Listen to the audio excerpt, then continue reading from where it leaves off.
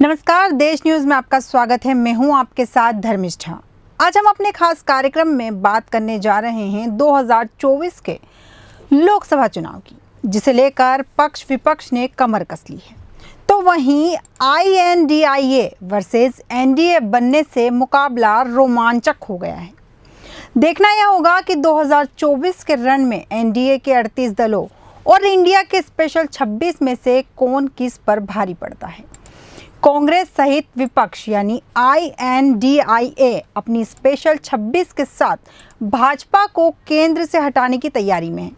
वहीं भाजपा NDA के 38 दलों के साथ जीत की हैट्रिक लगाने की फिराक में है। हालांकि आंकड़ों में जाए तो भले NDA के पास 38 दल है, लेकिन इनमें से दर्जनों ऐसे दल हैं जिसके पास एक भी सांसद नहीं है। तो वहीं विपक्ष के भी कई दलों के पास एक भी सांसद नहीं है।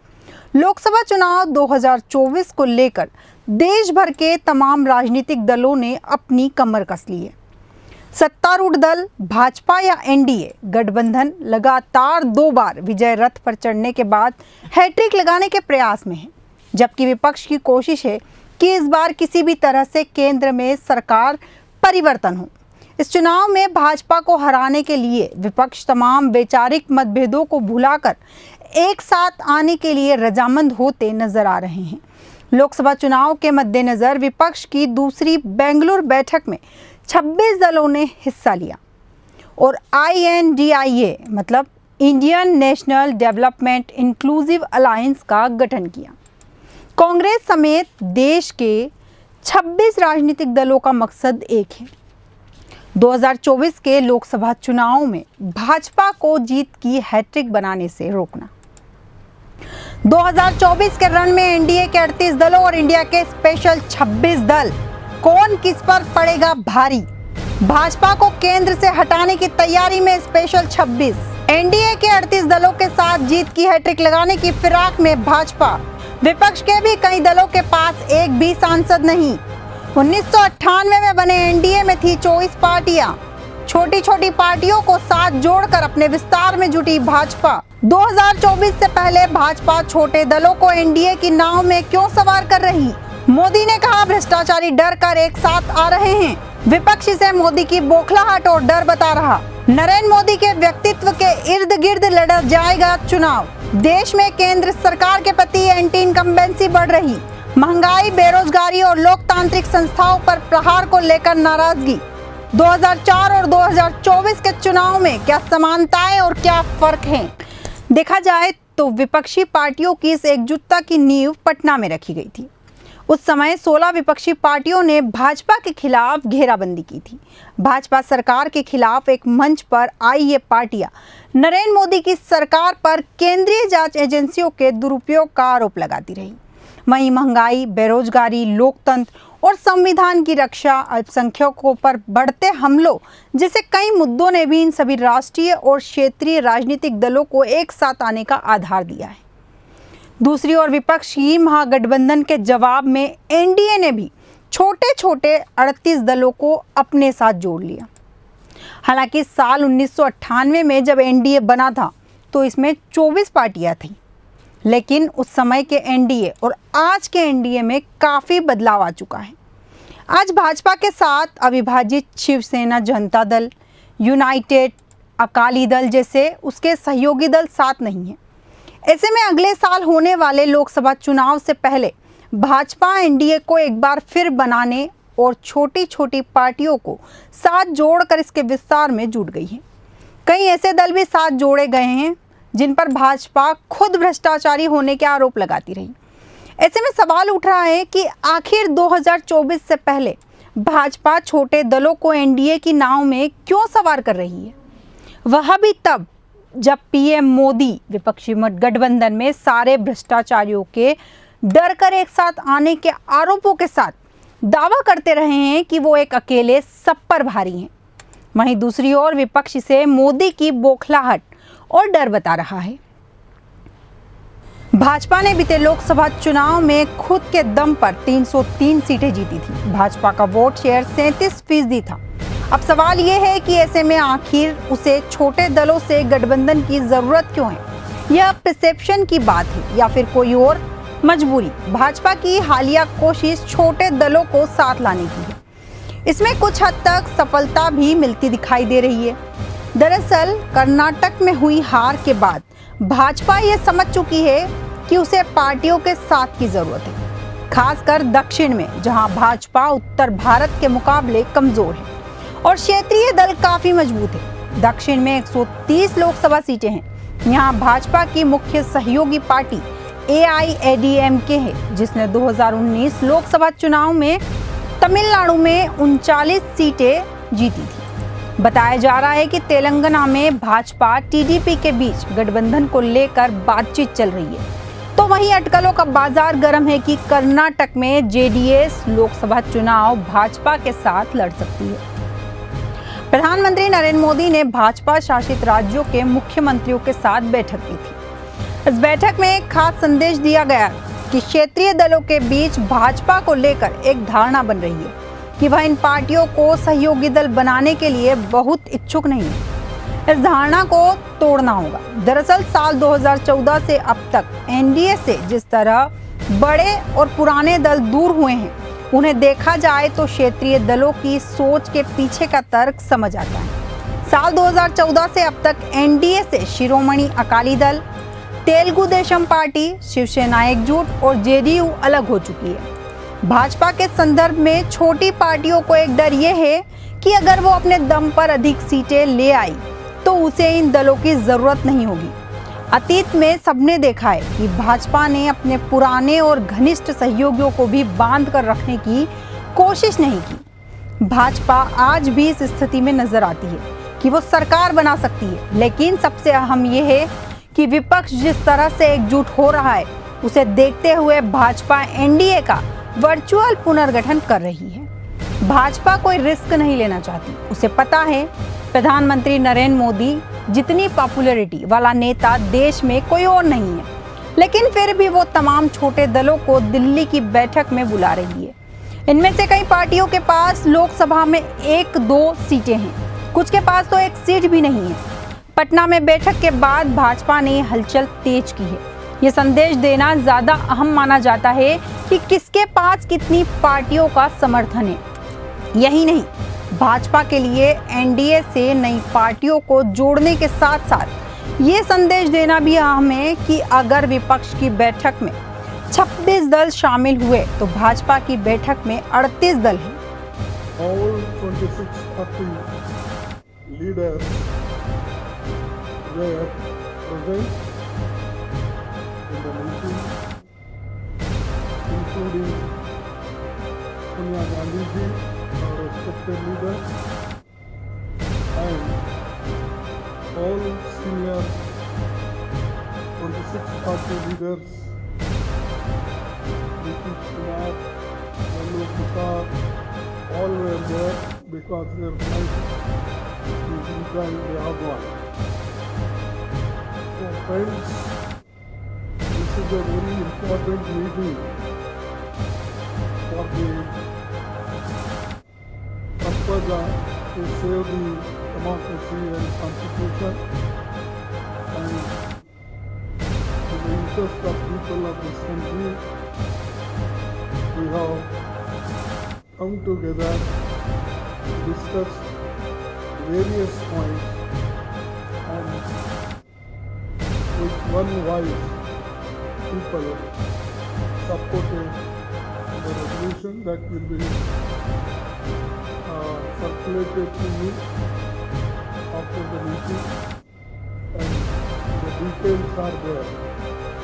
हालांकि कुछ ऐसे भी राज्य हैं जहां भाजपा ने अकेले चुनाव लड़ने के संकेत दिए हैं, जैसे कि हरियाणा में, जहां हाल ही में अमित शाह ने अपनी रैली में कहा कि सभी 10 सीटें भाजपा को दें।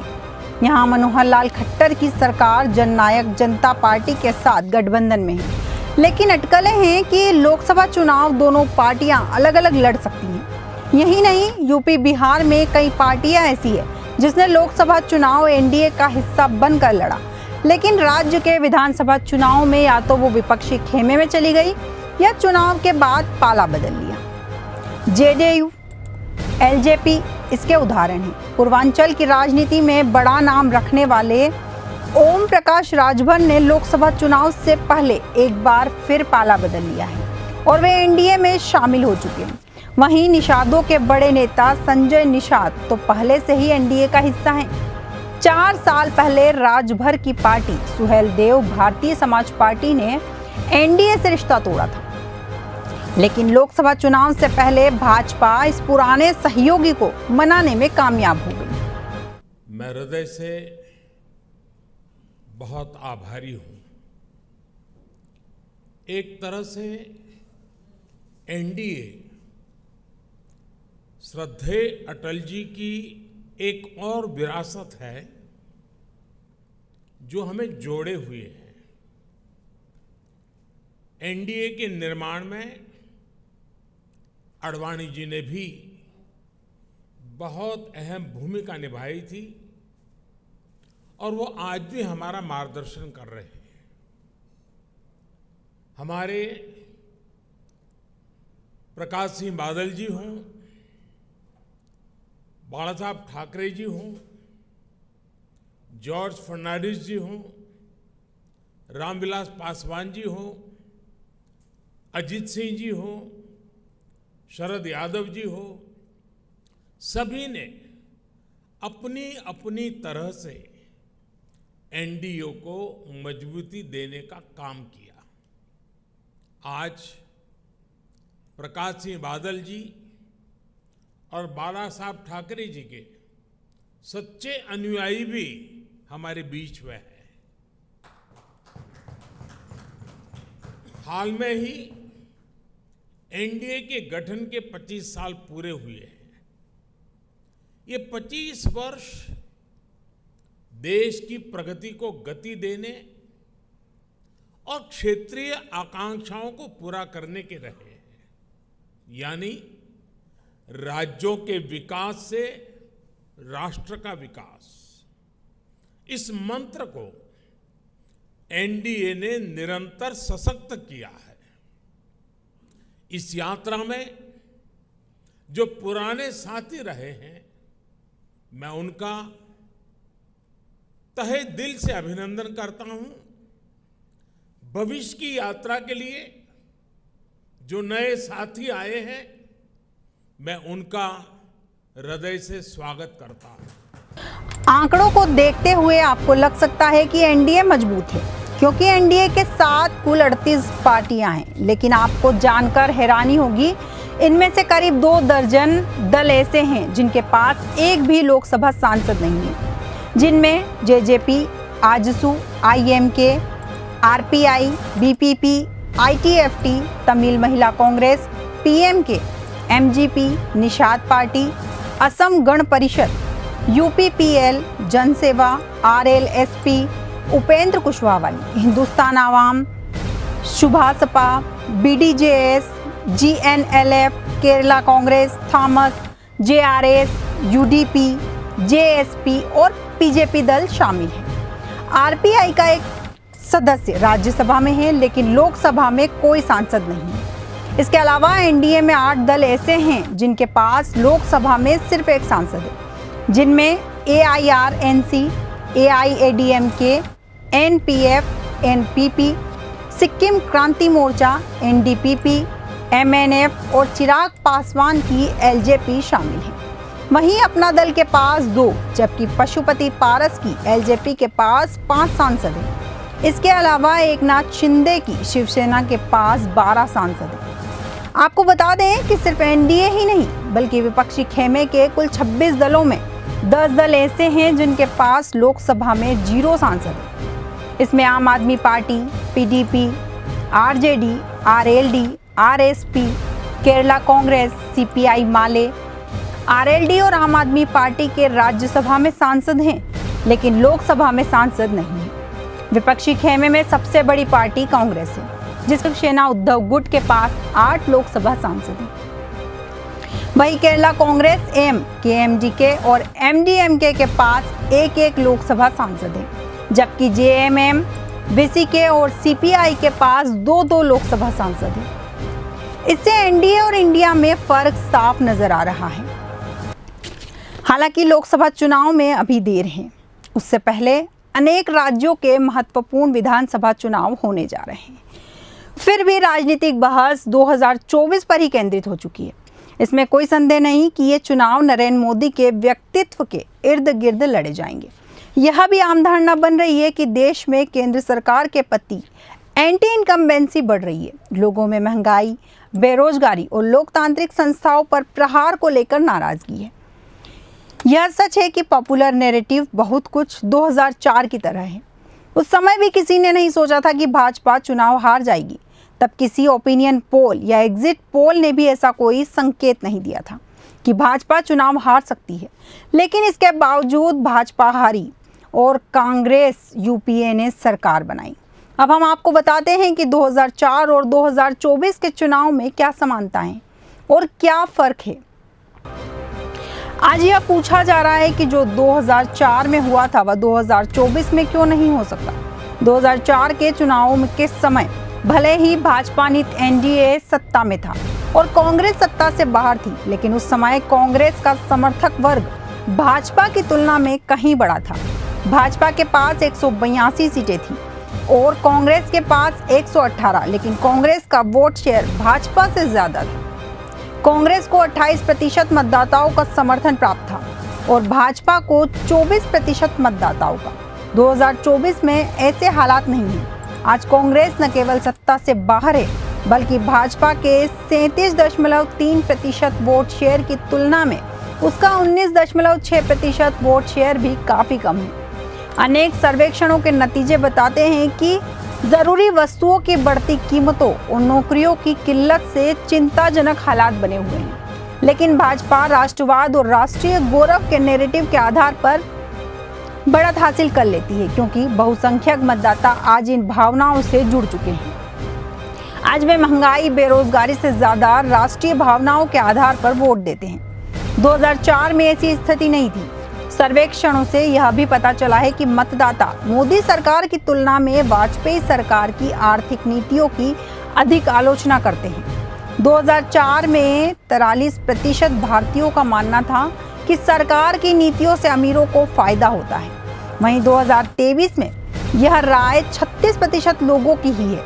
इसके विपरीत 2023 में 38% मानते हैं कि देश में सबका विकास हुआ है, जबकि 2004 में केवल 27% लोगों की ही यह राय थी। देखा जाए तो कई मायनों में 2024 के चुनाव 2004 से बहुत अलग है। इसका यह मतलब नहीं है कि चुनाव एक तरफा होंगे। अगर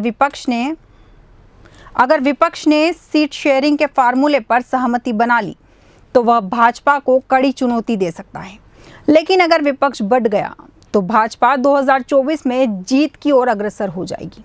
अब ऐसी स्थिति में जब कांग्रेस ने कह दिया है कि कांग्रेस प्रधानमंत्री पद के दावेदारों की लिस्ट में नहीं है, तो विपक्षी एकजुटता बने रहने के कितने आसार हैं और एनडीए को कितना कड़ा मुकाबला दे पाते हैं। हमारे आज के खास कार्यक्रम में इतना ही। आप बने रहिए देश न्यूज़ के साथ। नमस्कार।